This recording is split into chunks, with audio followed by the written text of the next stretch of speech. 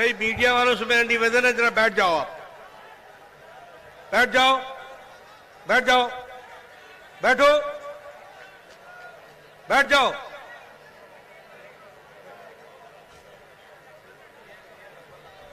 बोलिए भारत माता की, भारत माता की, भारत माता की।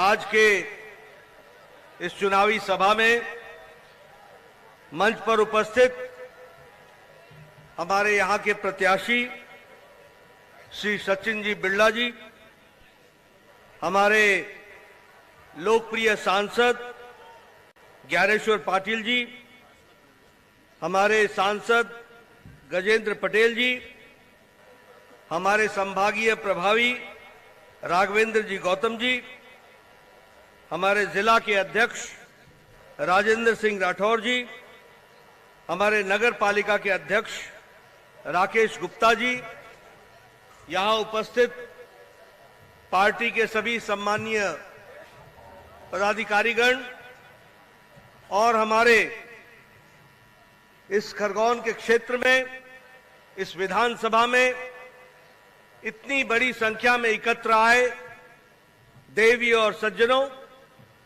और मीडिया के मेरे साथी, प्रिंट मीडिया और इलेक्ट्रॉनिक मीडिया के मेरे साथी, मेरा आज सौभाग्य है कि मुझे आज इस विधानसभा के क्षेत्र में अपने साथी सचिन जी के लिए चुनाव प्रचार में आने का सौभाग्य मिला है। और जो मैं उत्साह देख रहा हूं, जो मैंने हेलीपैड से लेकर के यहां तक उत्साह देखा है और जो आपकी तालियों की आवाज सुनी है, वह इस बात को प्रमाणित करता है कि आपने विधानसभा में सचिन जी को भेजने का मन बना लिया है। इसके लिए आपको मैं विशेष धन्यवाद देता हूं। मित्रों, मैं जब खरगोन के क्षेत्र में आऊं और ओमकारेश्वर जी को नमन न करूं तो शायद मेरी यात्रा अधूरी रहेगी। इसलिए मैं ओमकारेश्वर जी को नमन करता हुआ अपनी बात को तो प्रारंभ करता ही हूं, साथ ही साथ जगदीश चंद्र विद्यार्थी जी, जिन्होंने क्विट इंडिया मूवमेंट में बहुत बड़ा इस क्षेत्र में योगदान किया था, उनको भी नमन करते हुए अपनी बात को प्रारंभ करता हूं। मित्रों, भारतीय जनता पार्टी का शासन अपने 20 वर्ष पूरे कर रहा है। एक नई जनरेशन, एक नया युग जिसने कांग्रेस का शासन नहीं देखा, वो नौजवान भी हमारे बीच में है। लेकिन भारतीय जनता पार्टी किस तरीके से क्षण क्षण, समय समय पर आपकी मदद करते हुए लंबी यात्रा 20 साल में पूरी की है, ये नए युग के नौजवानों को भी बताना हमारी जिम्मेवारी बनती है। और मैं हमेशा कहता हूं, पूर्णमासी को याद करते हैं तो हमेशा अमावस्या को भी याद रखना चाहिए। अगर उजाले की हम पूजा करते हैं तो अंधकार के त्रासदी को भी याद करना चाहिए। और इसलिए मैं यहां पर पूरी जिम्मेवारी से आपको बताने आया हूं। मैं 20 साल पहले एक प्रदेश का स्वास्थ्य मंत्री था, दिन रात मेहनत करता था, उसके बावजूद भी भारत के सूचकांक ठीक नहीं हुआ करते थे। और मैं पूछता था कि जब मैं इतनी मेहनत करता हूं, जब मेरे राज्य के सारे सूचकांक अच्छे हैं, तो देश का सूचकांक क्यों गड़बड़ है? ये बात कर रहा हूं मैं 96 की, 97 की, 94 की, 1994 की। तो मुझे बताया जाता था कि देश में कुछ बीमारू राज्य हैं, जो बीमार हैं, जिनकी बड़ी संख्या है, वो एमएमआर, आईएमआर इन सबको नीचे ला देते हैं, क्योंकि वहां अव्यवस्था है, वहां स्वास्थ्य की स्थिति खराब है। इसलिए स्वास्थ्य मंत्री जी, आप जितनी मेहनत करो, ये बीमारू राज्य आपको नीचे खींच के ले आते हैं। और वो बीमारू राज्य कौन थे? उसमें बीमारू में मां मध्य प्रदेश का था। बिहार, राजस्थान, मध्य प्रदेश, उत्तर प्रदेश, ये बीमारू राज्य थे। लेकिन आज 20 साल बाद हम दावे के साथ कह सकते हैं कि यह बीमारू राज्य नहीं, यह अग्रगणी राज्य में खड़ा है। इसको हमको समझना चाहिए। स्वास्थ्य के क्षेत्र में, महिलाओं के स्थिति में, बच्चों की स्थिति में, शिक्षा में आज मध्य प्रदेश अग्रगणी राज्यों में खड़ा है। किसानों के क्षेत्र में मध्य प्रदेश अग्रगणी राज्यों में खड़ा है। इसलिए आपने भारतीय जनता पार्टी की सरकार में अमावस्या से पूर्णमासी तक की आपने स्थिति देखी, अंधकार से उजाले तक की स्थिति देखी।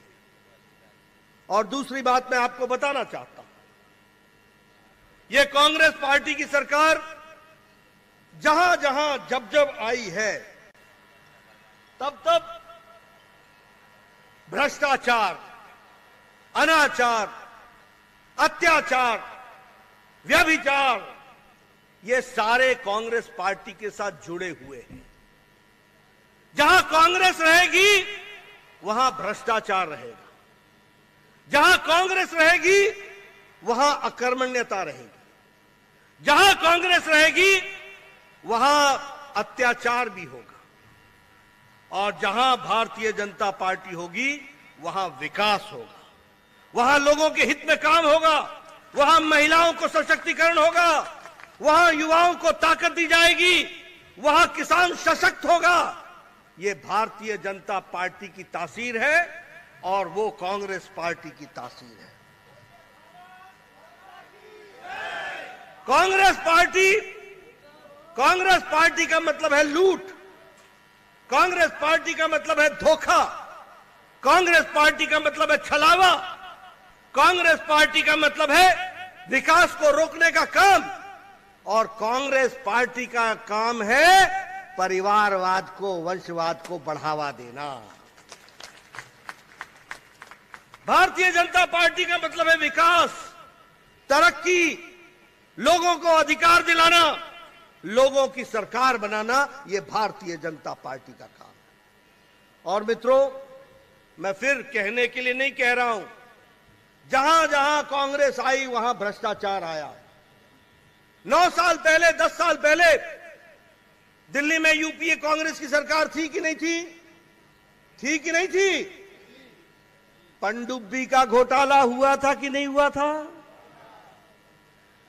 ऑगस्टा वेस्टलैंड हेलीकॉप्टर का घोटाला हुआ था कि नहीं हुआ था? कोयले का घोटाला हुआ था कि नहीं हुआ था? कॉमनवेल्थ गेम का घोटाला हुआ था कि नहीं हुआ था? और मनरेगा में घोटाला हुआ था कि नहीं हुआ था? यानी कांग्रेस पार्टी हवा में भी भ्रष्टाचार करती है, हेलीकॉप्टर का, पानी में भी करती है, पनडुब्बी में, पाताल में भी करती है कोयले का घोटाला, और जमीन पर भी करती है घोटाला, मनरेगा में। यह कांग्रेस का तीनों लोक में घोटाला रहता है, तीनों लोक, नभ में, जल में, थल में, सब जगह घोटाला ही घोटाला है। और जब मैं आपसे घोटाले की बात करता हूं तो मैं कमलनाथ जी को कैसे छोड़ दूं? कैसे छोड़ दूं कमलनाथ जी को? 15 महीने की सरकार याद है ना? याद है ना? क्या कहा था? 10 दिन में कर्जा माफ कर दूंगा। 10 दिन में। आपको मालूम है 11,97,000 किसान डिफॉल्टर हुए। कितने? 11,97,000, यानी 12 लाख किसान। बोलो धोखा है कि नहीं है? छलावा है कि नहीं है? धोखा है कि नहीं? उसी तरीके से आप बताइए, ये इरिगेशन कॉम्प्लेक्स प्रोजेक्ट में घोटाला हुआ था कि नहीं हुआ था? कितने का हुआ था मालूम है? 4100 करोड़ रुपए का। छोटा काम नहीं करते, मोटा काम करते। इरिगेशन में घोटाला, कॉम्प्लेक्स में घोटाला हुआ 4100 करोड़ रुपए का। आप बताइए, वेयर हाउस की खरीदी में घोटाला हुआ कि नहीं हुआ? हुआ कि नहीं हुआ? 281 करोड़ रुपए की गड़बड़ी हुई। उसी तरीके से कमलनाथ के पूर्व ओएसडी के घर से सैकड़ों करोड़ रुपए बरामद हुए थे कि नहीं हुए थे? हुए थे कि नहीं हुए थे? अब एक बात बताओ, काजल की कोठरी में रहोगे तो कालिक तो लागे ही लागे।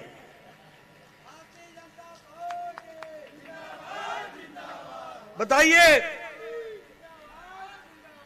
सिंचाई परियोजना में घोटाला हुआ था कि नहीं हुआ था? कितने का हुआ था? 877 करोड़ रुपए। ये सिर्फ मैं 15 महीने का किस्सा सुना रहा हूं। ये जो गलती से आपने बटन गलत दबाया था ना, 15 महीने गलती से, ये 15 महीने का सुना रहा हूं आपको किस्सा। पुराना किस्सा नहीं लाया है इनका, दिल्ली का किस्सा नहीं लाया हूं मैं, मध्य प्रदेश के 15 महीने का किस्सा सुना रहा हूं। आप बताइए कि छात्रवृत्ति घोटाला हुआ था कि नहीं हुआ था? आप बताइए, रेत माफिया ने, अफसरों ने बोली लगाई थी कि नहीं लगाई थी? आप बताइए कि विकास के काम को रोकने के लिए 1350 रुपए की, 350 करोड़ रुपए की टैक्स की चोरी हुई कि नहीं हुई? आपको मालूम है इसमें कौन इन्वॉल्व था? छापेमारी में किसके हुए? कमलनाथ जी के भतीजे ने 2019 में छापेमारी में 1350 करोड़ रुपए से ज्यादा की टैक्स की चोरी की। ये 15 महीने का किस्सा है भैया। उसी तरीके से ऑगस्टा वेस्टलैंड में घोटाले में कमलनाथ जी के भांजे रतुल पुरी ने 7600 करोड़ रुपए का जो घोटाला हुआ, उसमें 780 करोड़ रुपए का घोटाला इनके नाम पर सामने आया। मतलब कमलनाथ तो छोड़े, भतीजे और भांजे भी लगे हुए हैं। ये 15 महीने का किस्सा है भैया। इसीलिए मैं बोलता हूं, कांग्रेस पार्टी की सरकार भ्रष्टाचार की सरकार, अनाचार की सरकार, आपके साथ अत्याचार करने वाली सरकार है। अब मैं आपसे पूछता हूं, बताओ, 9 साल में मोदी जी के नेतृत्व में देश आज 5वें नंबर की अर्थव्यवस्था बन गई कि नहीं बन गई? बन गई कि नहीं बन गई? देश मजबूत हुआ कि नहीं हुआ? और अब मैं आपको बताता हूं, 2024 में आप फिर मोदी जी को प्रधानमंत्री बनाओगे और 2027 में भारत तीसरे नंबर की अर्थव्यवस्था बन जाएगी। तीसरे नंबर की अर्थव्यवस्था।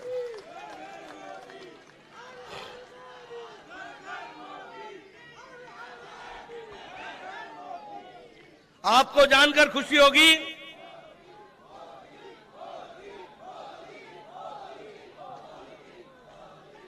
आपको जानकर खुशी होगी कि दवाइयों के क्षेत्र में भारत आज दुनिया को 168% ज्यादा दवाई दुनिया को बेच रहा है। 90,000 करोड़ रुपए से ज्यादा दवाई, और सबसे सस्ती दवाई और सबसे अच्छी दवाई आज भारत की हो गई है। यह भी हमको याद रखना है। पेट्रोकेमिकल्स में भारत आगे बढ़ गया है। इस्पात में हम नंबर 2 के बन गए हैं। ऑटोमोबाइल इंडस्ट्री में हम नंबर 3 के बन गए हैं। और जब भी मैं जहां जा रहा हूं, मैं देख रहा हूं कि किस तरीके से आज आम आदमी को उसकी परचेज करने की, उसकी खरीदने की शक्ति कैसे बढ़ी है, यह भी मुझे साफ ध्यान में दिखता है। इसलिए हम ये कह सकते हैं कि मोदी जी के नेतृत्व में देश आगे बढ़ा है और देश विकास के साथ साथ आगे बढ़ने का काम कर रहा है।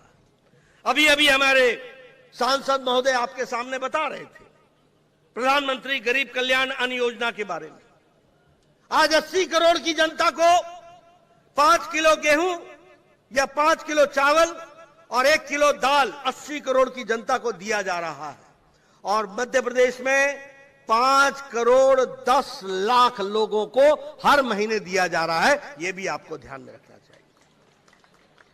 और इसी तरीके से प्रधानमंत्री आवास योजना में जहां 4 करोड़ घर बने हैं, वहीं 47 लाख घर यहां बने हैं। और आपके यहां खरगोन में 1,23,000 घर बने हैं, यह भी आपको याद रखना चाहिए।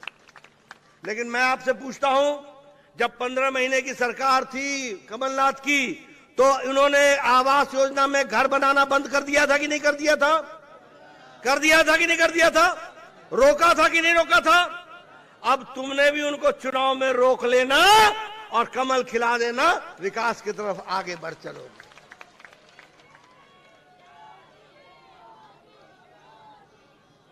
जल जीवन योजना में जहां 9.5 करोड़ लोगों को गैस का सिलेंडर और चूल्हा दिया गया, वहीं 42 लाख गैस का सिलेंडर मध्य प्रदेश में दिया गया।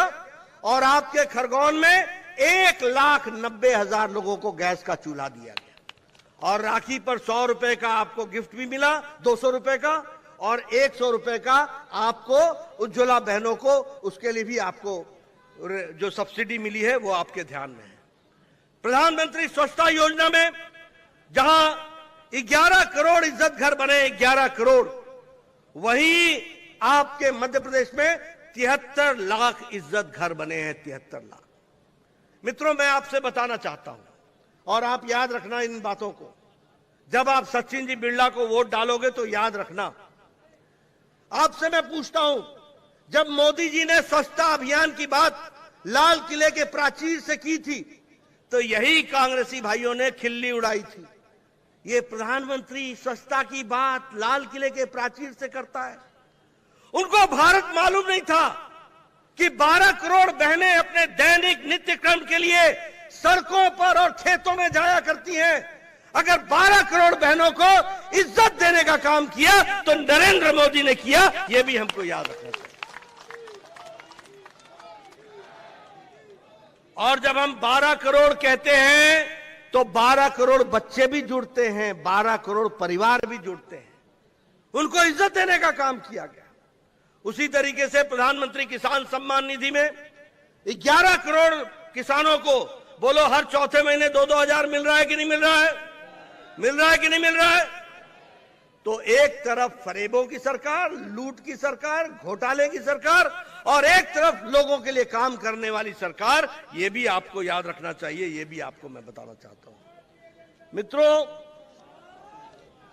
अगर मैं मध्य प्रदेश की बात करूं और शिवराज सरकार की बात करूं, आज अभी हमारे सचिन जी मेरे से बात कर रहे थे, वो मैं आऊंगा काटकुट के क्षेत्र के पानी के बारे में। लेकिन मैं आपको बताना चाहता हूं, आप याद रखो, 2003 में जो प्रति व्यक्ति आमदनी थी, आज 2023 में भारतीय जनता पार्टी की सरकार में 10 गुना हमारी प्रति व्यक्ति आय बढ़ गई है। यह भी आप याद रखिएगा।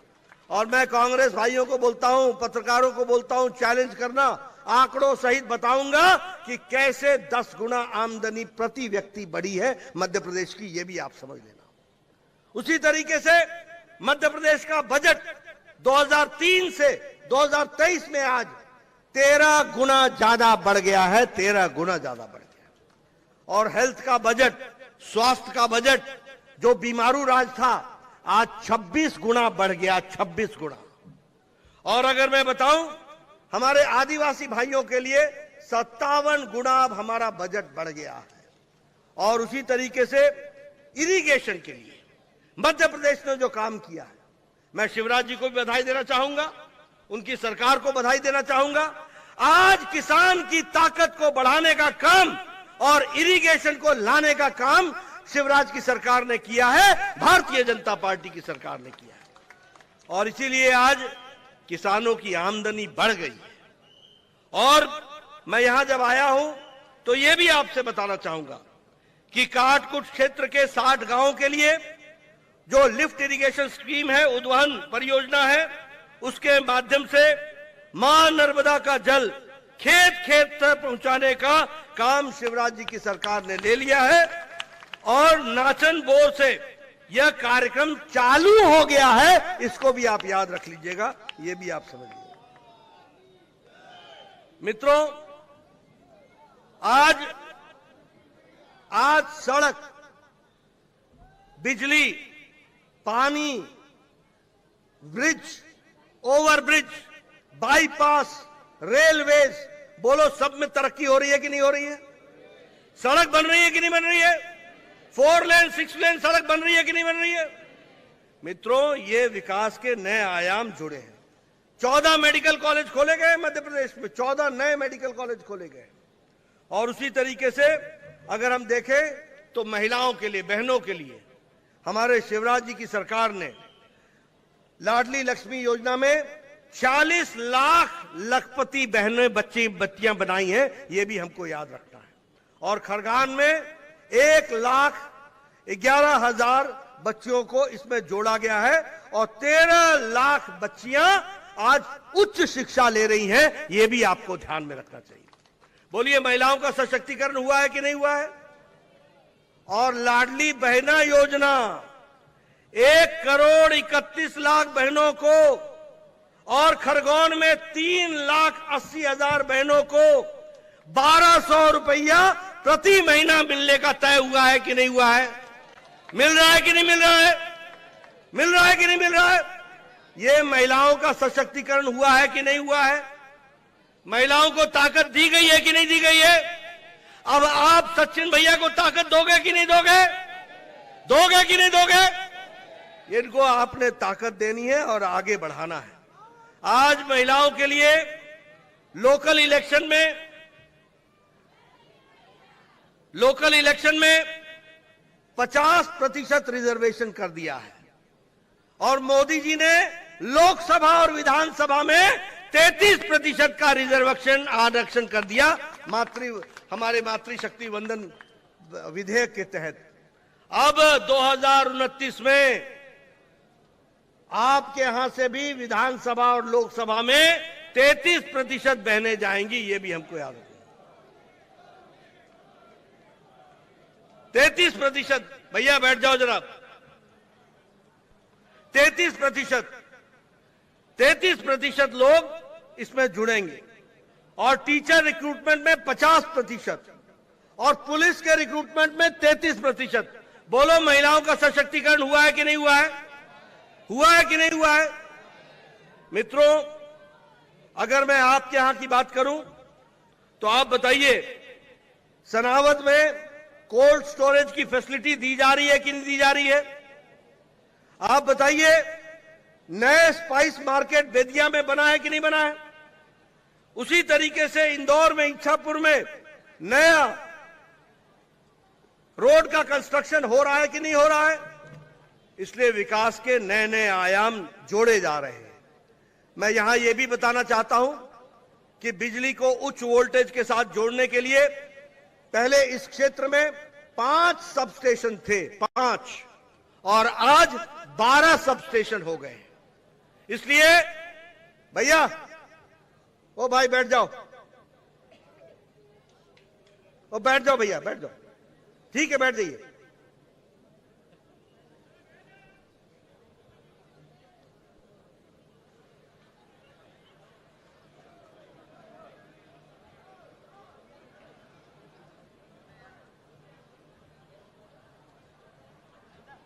मैं आपसे चर्चा कर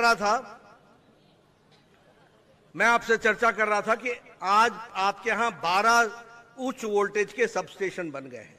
यानी अगर उच्च वोल्टेज का सबस्टेशन बनेगा तो इरिगेशन की फैसिलिटी और मजबूत होगी, सिंचाई की फैसिलिटी और मजबूत होगी, किसान अपने खेतों से ज्यादा ले सकेगा और किसान जब ज्यादा ले पाएगा तो उसकी उपज से उसको ज्यादा आमदनी होगी।